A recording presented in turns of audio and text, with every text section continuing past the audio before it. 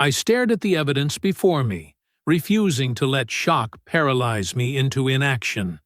The calculated nature of her betrayal became crystal clear as bank statements revealed her parallel life, one built on lies while I served overseas. My name is Stephen Phillips, and I'm 33 years old. Each morning, I wake in our half-empty house, mechanically following the routine that kept me alive in combat zones. Karine, my wife, chose her manager Austin Kerr over our marriage, plotting their future while I maintained vehicles under desert suns. The coffee cup she left still sits in the dish rack, a daily reminder of her casual cruelty. I won't rage or break things. I won't give them the satisfaction of painting me as unstable. Instead, I'll build my case methodically, the way I rebuild engines, with precision and purpose. Before I go any further, let me know in the comments where in the world you are watching from, and make sure to subscribe because tomorrow I will share a story you don't want to miss. But let me start from the beginning. The front door creaked open as I stepped into our house, my duffel bag heavy with 12 months of deployment gear and dried desert sand. The familiar scent of home hit me first, then the sight that didn't belong. Stacks of cardboard boxes lined up near our dining table like silent sentries. I dropped my bag in the hallway, the thud echoing through the quiet space. That's when Karine emerged from the kitchen, wearing that plastic smile I'd seen in too many video calls, the one that never quite reached her eyes. "Stephen, we need to talk," she said, checking her watch. "But I have a showing in 20 minutes. My throat tightened. "A showing? On our house?" "Technically, my realtor set it up." She tilted her head like I was being unreasonable. "You're different now. I can't keep waiting for you to change back." The words hit me like summer heat. Different how? Because I went where the army sent me? She folded her arms across her chest, defensive. "Austin listens. Austin is here. You're intense. It's not healthy for me." My jaw clenched. "Say his name again," I told her. "And say it like you're not ashamed." She flinched, but lifted her chin. "Austin. He's better for me." The heat rose in my chest, but I kept my voice steady. "You cheated while I was patching trucks in a sandstorm. You emptied the joint savings for a nice little fresh start. You're not taking this house, and you're not walking away clean." Karine's laugh was small and mean. "I already talked to a lawyer. You're never home. You have issues." She made a little circle near her temple. "Judges don't love that." "Judges love evidence," I said, pulling out my phone. My thumb hit record with the same instinct I'd used to check a rifle's chamber. Her eyes rolled, but when I read off the last 3 transfers from our joint account to an unfamiliar checking number, her chin twitched. "You're paranoid." "I'm prepared." The next 20 minutes felt like defusing a bomb. Every barb she threw, I countered. Every lie she spun, I documented. Finally, she stormed out with just an overnight bag, the door slamming behind her like punctuation. I stood alone in the living room, staring at the dent in the couch cushion where she usually curled up with her wine and reality shows. The indent looked like a crater now, deep and accusatory. My fingers tightened around my phone, and I whispered to the empty room, "Evidence speaks louder than lies." Remember those long nights in the motor pool? How every bolt and washer had its place? How you couldn't skip steps, or the whole machine would fail? That's what this felt like. The beginning of a different kind of repair job. One where every piece of proof would need to fit just right. The morning sun filtered through the kitchen blinds as I leaned against the counter, coffee growing cold in my hands. My phone screen replayed last night's argument for the 3rd time. Karine's voice dripped with practiced innocence. "Austin listens. Austin is here." Each replay made my stomach turn, but I needed to catalog every word, every admission. A sharp knock at the door broke my concentration. Outside stood a man in a cheap suit, holding a manila envelope. "Stephen Phillips?" "That's me." "You've been served." He thrust the envelope into my hands and hurried back to his car. Inside the envelope, reality hit in black and white. Karine wanted everything. The house we'd bought with my deployment savings, half my retirement, and temporary support. Because, according to her petition, I was unstable from combat duty. My hands shook as I read those words again. She wasn't just leaving. She was weaponizing my service against me. I grabbed my phone and called Tom. He picked up on the second ring. "She filed," I said, my voice rougher than I meant it to be. "She's saying I'm unstable, combat-related. Can you believe that?" "Deep breath, brother," Tom said. His voice carried the steady calm I needed. "What's your first move?" "I want to drive over there and—" "No," Tom cut in. "That's exactly what she wants. You need a shark in a suit, not a scene that proves her point. I know a guy who used Jaya Patel when his ex tried something similar. She's expensive but worth it." I rubbed my temples. "You think she's good?" "She's better than good. She's methodical. Call her. And Stephen? I'll help you dig. We'll find everything." 2 hours later, I sat across from Jaya Patel in her downtown office. She read Karine's petition with narrowed eyes, her expression growing harder with each page. "So," she said, setting down the papers, "your wife had an affair, drained accounts, and now claims you're unstable. What do you have to counter this?" "The recording from last night. Bank statements showing withdrawals. I can prove—" "Facts," Jaya interrupted, her voice precise as a metronome. "We build a record. No scenes, no texts you'll regret, no doorstep speeches. Facts. Do you have them?"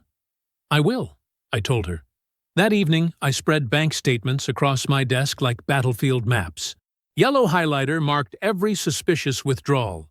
Thursday night, book club meetings that aligned with hotel charges. My military training kicked in. Document everything. Leave no detail unchecked. At the top of a fresh legal pad, I wrote Austin Kerr and underlined it twice. Below, I started listing dates, times, locations. Each entry was another piece of ammunition, another nail in the coffin of Karine's lies. The laptop's glow cast shadows across my home office as midnight approached. On the screen, spreadsheets tracked the timeline of betrayal in cold, hard numbers. "You want a war?"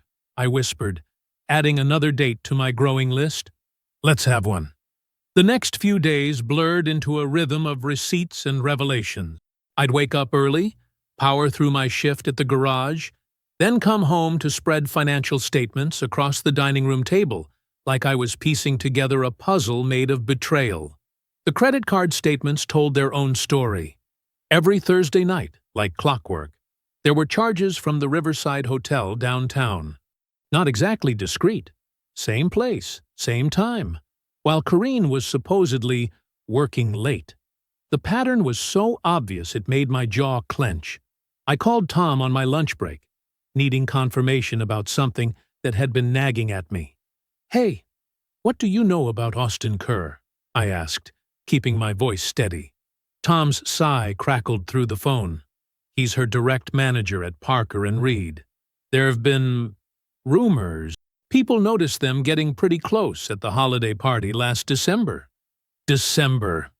While I was overseas, fixing trucks in 100-degree heat, she was getting cozy with her boss at the company party.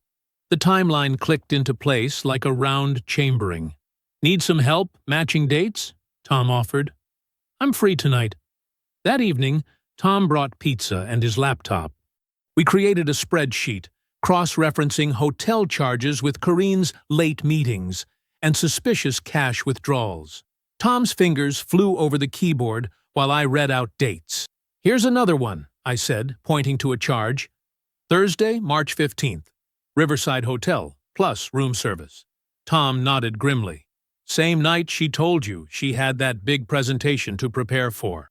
Jaya took our evidence and ran with it. She filed motions demanding full financial disclosure, targeting every account Karine had touched. "We're building a wall of facts," Jaya explained during our strategy meeting. No emotions, no drama, just pure, documented deception. My nights became an endless scroll through bank statements and social media posts. That's when I found it. A photo of Karine at some wine bar, time-stamped during hours she'd claimed were work-related. The real kicker? She'd expensed a babysitter that night, calling it a business necessity in our shared budget app. I organized everything into 3 thick binders. Finances held every statement, transfer, and suspicious withdrawal. Affair documented the hotel pattern, texts, and witnesses. Lies. That was the thickest one, catalogued every contradiction between her stories and reality. The preliminary hearing came faster than I expected. Jaya presented our timeline with surgical precision, while I sat there watching the judge's expression darken with each new exhibit.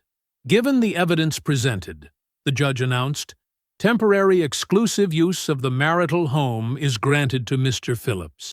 Walking out of that courtroom felt like emerging from a long tunnel. The sun hit my face, and for the first time in weeks, I felt something close to peace. I pulled out my phone and sent Tom a single word. Win!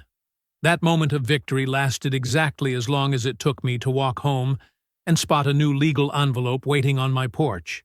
The envelope felt oddly heavy in my hands as I tore it open. Legal documents spilled onto my kitchen counter, and my stomach dropped as I read the heading.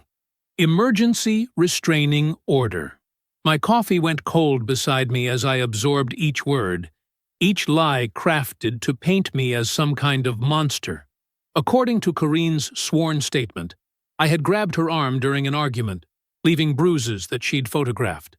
The alleged incident happened last Tuesday, a day I distinctly remembered because of how mundane it had been. We'd passed each other in the driveway without speaking. That was all. My hands shook as I slammed the papers down. The coffee mug rattled. "You've got to be kidding me," I muttered to the empty kitchen. The same kitchen where we'd once shared Sunday breakfast, where Karine used to dance while cooking pasta. Now it felt like a crime scene where I was being framed. I called Jaya immediately. Within an hour, I was sitting in her office, watching her methodically review every page of the order. "This is a common tactic," Jaya said, her voice steady and clinical. "When they start losing on facts, they try to paint you as dangerous. But false allegations leave evidence trails, too." She looked up at me. "Tell me about Tuesday." I came home from work around 6. Karine was leaving, probably heading to Austin's. We didn't even speak. I rubbed my temples. My doorbell camera should show the whole thing. "Pull that footage immediately," Jaya instructed. "Every angle, every second." Back home, I downloaded the video. There it was, me pulling up in my truck, Karine walking past without a glance, her attention fixed on her phone. No interaction. No grabbing. Nothing.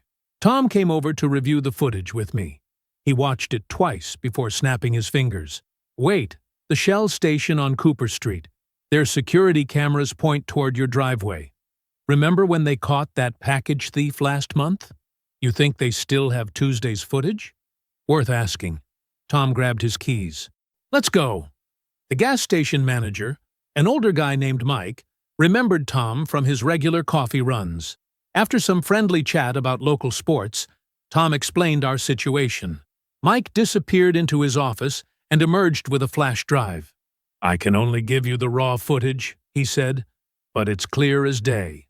We huddled around my laptop back home, watching the grainy but unmistakable scene. There was my truck pulling in. There was Karine walking to her car, Austin's vehicle idling at the curb. The timestamp matched perfectly. Most importantly, there was a clear 3-foot gap between us the entire time. "Send this to Jaya," Tom said. "Now." I watched that footage 7 more times after Tom left, memorizing every frame like it was a lifeline. Because it was. Each pixelated second proved Karine's statement was a lie. My hands were steady as I uploaded the video and sent it to Jaya, along with my doorbell camera footage. The timestamp on my phone read 11:47 p.m. when her response came through. This changes everything. Court tomorrow will be a battlefield. Morning sunlight filtered through the courthouse windows as Jaya and I walked down the marble hallway, the flash drive feeling like a lifeline in my pocket. The familiar scent of wood polish and paper reminded me of all the maintenance reports I'd filed overseas. Documentation had saved my career more than once. Today, it might save my home. We turned the corner to find Karine already waiting outside the courtroom. She wore a pale blue dress that somehow made her look smaller, more vulnerable. Her lawyer stood beside her, shuffling papers with practiced concern. My jaw tightened as I caught the performance in action. Karine dabbing at her eyes, adjusting her sleeve as if hiding something. "Remember," Jaya whispered, "let me handle the talking. Your job is to stay calm." Inside the courtroom, Karine's lawyer wasted no time painting his picture. "Your Honor, my client fears for her safety. Mr. Phillips's military background and recent behavioral changes—" "If I may," Jaya interrupted, her voice cutting through the theater. "We have evidence that directly contradicts Mrs. Phillips's claims." She held up the flash drive. "Security footage from the day in question." The judge nodded to his clerk, who set up the video. The grainy footage played on the courtroom monitor, showing that Tuesday evening in perfect, damning detail. My truck pulling in. Karine walking past, phone in hand, never breaking stride. The clear space between us. Austin's car at the curb. Additionally, Jaya continued, pulling up timestamps from Karine's bruise photos, the metadata shows these images were edited after the fact. And here, she produced screenshots from Karine's social media. Mrs. Phillips at a wine bar with friends, smiling and uninjured, at the exact time she claims the incident occurred. The judge studied each piece of evidence, his frown deepening. Karine shifted in her seat. I kept my eyes forward, breathing steady like I'd learned in basic training. "Mrs. Phillips," the judge finally spoke, removing his glasses, "would you care to explain these discrepancies?" Karine's lawyer whispered something to her, but she just stared at her hands. "This court takes false allegations very seriously," the judge continued. "The restraining order is dissolved immediately. Furthermore, I'm imposing sanctions for what appears to be a deliberate attempt to mislead this court. Mrs. Phillips will pay Mr. Phillips's attorney fees for this hearing." Relief flooded through me, but I kept my face neutral. I'd learned that victory doesn't need an audience. As we left the courtroom, Karine caught up to me near the water fountain. "Stephen," she hissed, grabbing my sleeve, "you made me look crazy in there." I turned slowly, meeting her eyes. "No, Karine, you did that yourself. Every false claim, every edited photo, that was all you." "We could fix this," she whispered, her voice breaking. "I was scared. You came back different." "Stop." My voice was quiet but firm. "You tried to destroy me with lies. That's not something we fix." "Please," she said, reaching for my arm again. "We could start over." "There's no starting over after what you did." I stepped back. "Evidence beats lies, Karine. Remember that." I turned and walked away, my boots echoing against the courthouse tiles. Behind me, Karine called my name, her voice bouncing off the walls and drawing stares from passing strangers. The next 6 weeks felt like preparing for another deployment. Every morning, I'd wake up before dawn, my military habits serving a new mission. Instead of checking equipment, I was organizing bank statements and screenshots into a battle plan that would end this war. Jaya brought in a forensic accountant named Gomez who could follow money trails like a bloodhound. I remembered the way Tom used to track engine problems in our high school cars. The same methodical patience, the same satisfaction when pieces clicked together. Gomez discovered Karine had been moving money since before my last tour. Small amounts that added up to a planned escape. "Look at this pattern," Gomez said one afternoon, pointing to a spreadsheet. Every payday she skimmed just enough to stay under the radar. Classic hiding technique. I nodded, thinking of all those video calls where Karine complained about rising grocery prices. The memory of her lying to my face, while troops moved behind me, made my stomach turn. Tom came through with intel from his contacts at Karine's workplace. Austin had been quietly moved to a different department, then disappeared from the company directory altogether. HR doesn't announce investigations, but results speak volumes. Guess dating your direct report wasn't such a brilliant career move, Tom said over beers one night. The satisfaction in his voice matched what I was feeling, but couldn't show. My dining room became command central. I labeled everything with the precision I'd learned maintaining aircraft. Dates, times, account numbers. Each hostile text from Karine went straight into a folder marked Exhibit K for karma, as Tom joked. You're going to lose everything. One message read, I know things about you. Another, should have just given me the house. Now you'll see what happens. Each threat made my evidence stronger. Screenshot, save, file. The rhythm became almost therapeutic.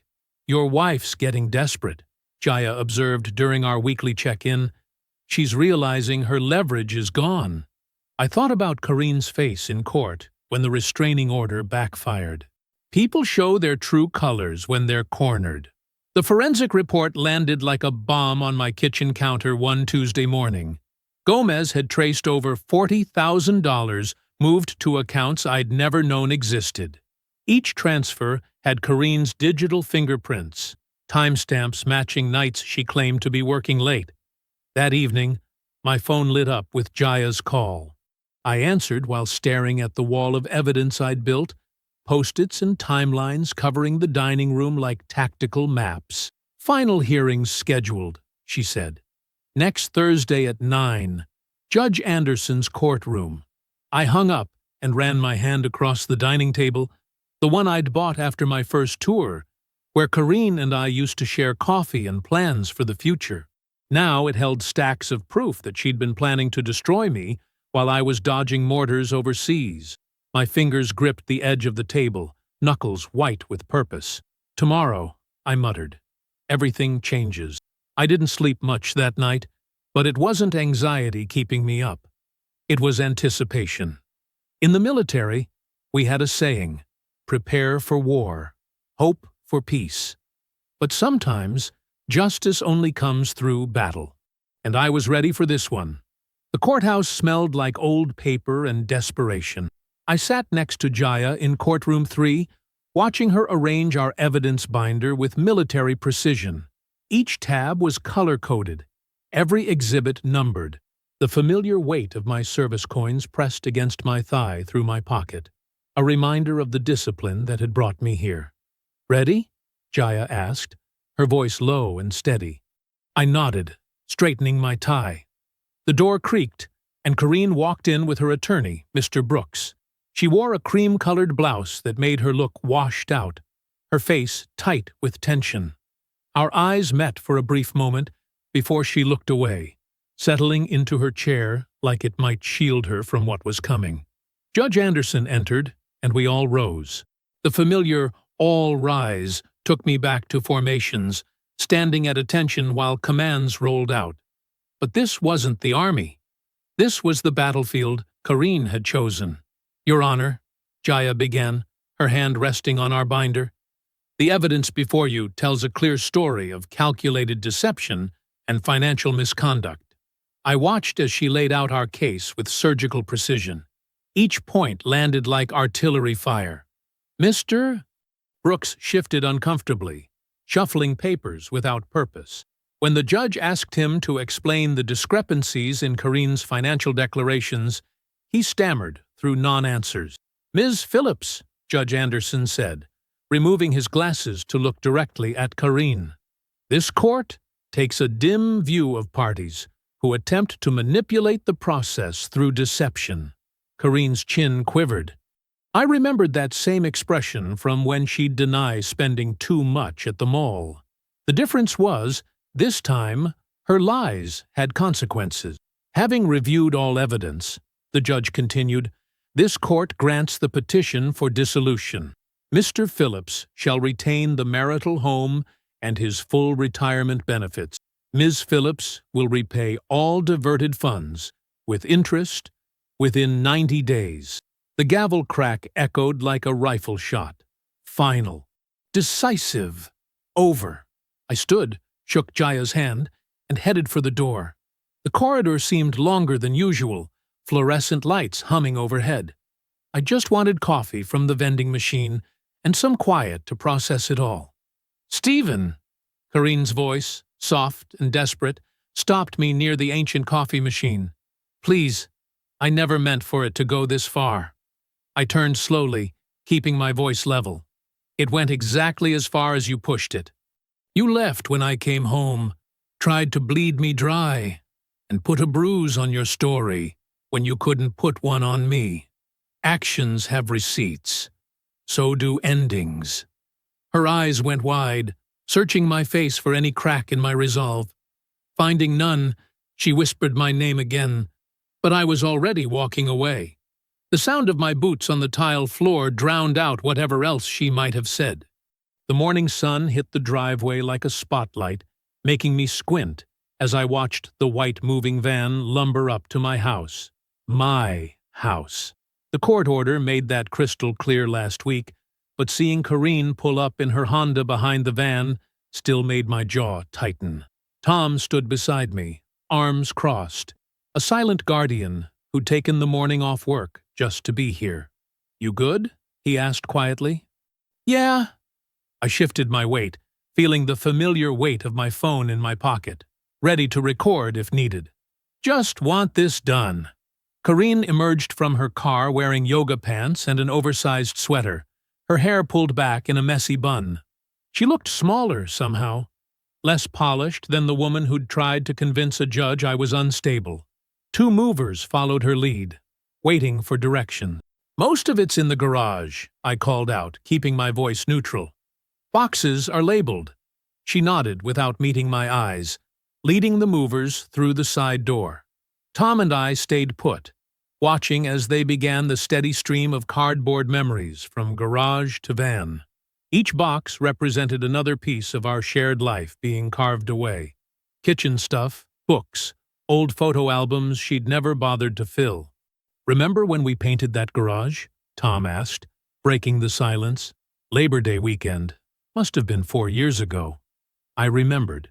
Karine had promised to help, but spent the weekend at a wellness retreat instead. Now I wondered if that had been another lie, another meeting with Austin. The movers worked efficiently, their practiced movements making quick work of the pile. Karine fluttered between garage and van, checking labels, sometimes opening boxes to peer inside.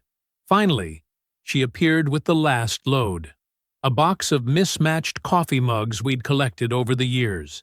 She paused near her car's trunk, clutching the box like a shield. Stephen, she said softly, I didn't mean to destroy everything.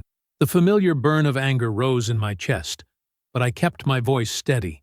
You destroyed it the moment you chose lies over truth, the moment you tried to paint me as unstable to cover your affair, the moment you drained our accounts thinking I wouldn't notice. It wasn't supposed to end this way. I cut her off. How exactly did you think it would end, Karine? You live with the consequences you earned. That's how it works. Her eyes welled up, and for a moment, I saw a flash of the woman I'd once loved, or thought I loved. But that woman had been a carefully constructed illusion, built on years of small deceptions that led to bigger ones. I took a deliberate step backward, widening the space between us. Tom shifted slightly, a reminder of solid ground beneath my feet. The movers closed up their van, and Karine placed the box of mugs in her trunk with trembling hands. She lingered by her car door, like she was waiting for me to break, to offer some kind of absolution or comfort. I didn't move. Goodbye, Stephen, she whispered. I watched in silence as she got into her car. The Honda's engine turned over, and she pulled away, following the moving van down the street. I stood there as her car grew smaller and smaller, until it was just a red dot, turning left at the corner. Time has a way of smoothing rough edges. The weeks after Karine left blended into months, and slowly the house stopped feeling like a war zone. The silence changed from heavy to peaceful, like the difference between holding your breath and taking a deep one. Tom came over most weekends, usually with coffee and sometimes with tools. We'd talk about normal things: work, sports, the Warriors' chances this season. But the real healing started the day he showed up with sandpaper and polyurethane. "That table's seen better days," he said, running his hand over the scratches and water rings on my dining room table. The same one where I'd spread out evidence folders and legal papers for months. Yeah, I traced a particularly deep gouge near the edge. Karine used to put her wine glass here. Never used a coaster. Tom nodded, already laying out supplies. So let's make it new.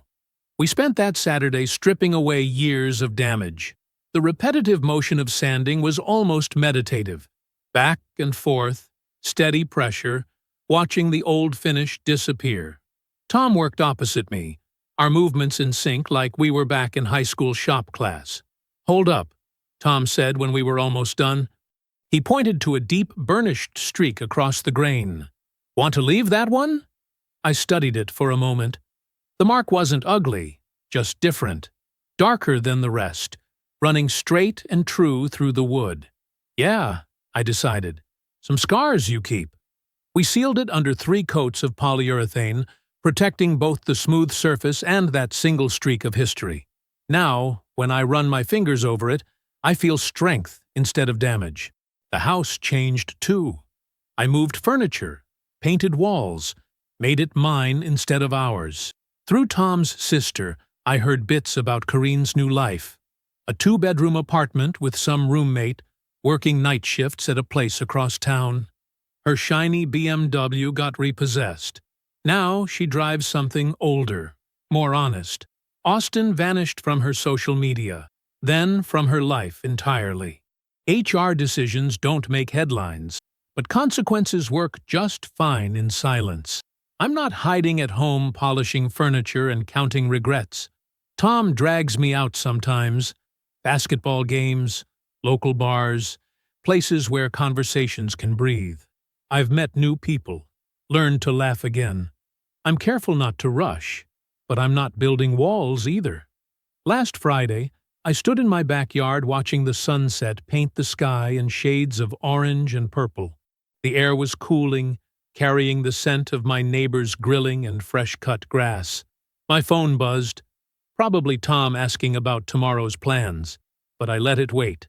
Standing there, I felt it finally settle into my bones. Real peace, not the kind you fake until you make it. The kind that comes from knowing you fought the right way, protected what mattered, and let truth do its work. I turned back toward the house. My house, earned and kept with clean hands and clear eyes. My fingers brushed that burnished streak on the dining table as I passed it, feeling its texture through the finish. Some betrayals break your past wide open, but facing them with dignity, with evidence instead of rage, with justice instead of vengeance. That's what gives you back your future. I believe stories such as this find us for a reason. If this one touches you, please subscribe. I share a new one every day. In the meantime, there are 2 stories on the screen that are even better.